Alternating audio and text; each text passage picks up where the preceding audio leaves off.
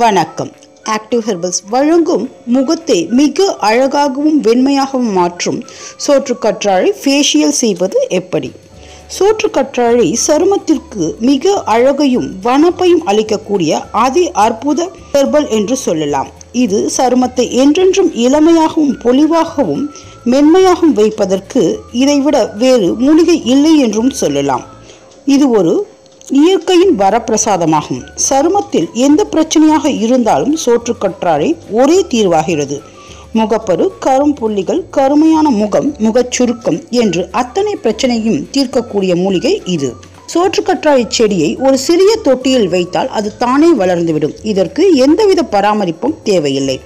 எனவே கட்டாயம் சிறிய வீட்டில் இருந்தால் கூட ஒரு மூலையில் இந்த செடியை நாம் வளர்க்கலாம்.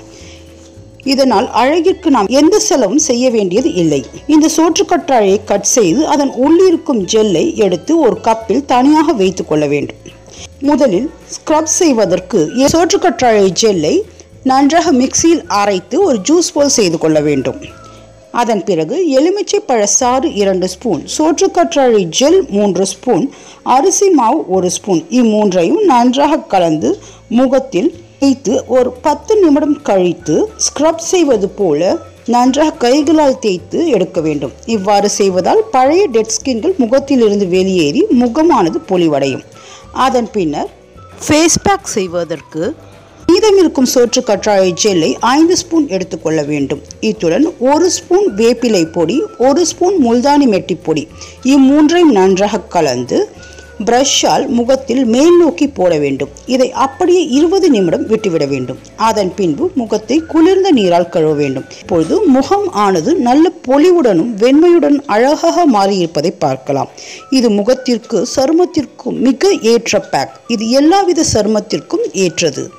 எனவே வாரத்திற்கு 2 முறை இவ்வாறு செய்து வந்தால் சருமத்தில் இருக்கும் அத்தனை பிரச்சனைகளையும் ஒன்றாக தீர்க்கக்கூடிய வல்லமை வாய்ந்தது இந்த சோற்றுக்கற்றாழை. இந்த சோற்றுக்கற்றாழை ஃபேஷியலை வாரத்திற்கு 1 முறை செய்தாலே போதும். ஸ்கின் ஆனது ரேடியன்ட் லுக்காகவும் க்ளோயிங்காகவும் மாறுவதை பார்க்கலாம். சோற்றுக்கற்றாழை இயற்கையில் கிடைக்கவில்லை என்றால் சோற்றுக்கற்றாழை ஜெல்லாகவும் பயன்படுத்தி கொள்ளலாம். இது மிக அற்புதமான ஃபேஷியல் ஆகும். இது போன்ற அழகு மற்றும் ஆரோக்கிய குறிப்புகள் உங்களை உடனடியாக வந்தடைய எங்கள் சேனலை சப்ஸ்கிரைப் செய்யவும். சப்ஸ்கிரைப் செய்ததற்கு நன்றி.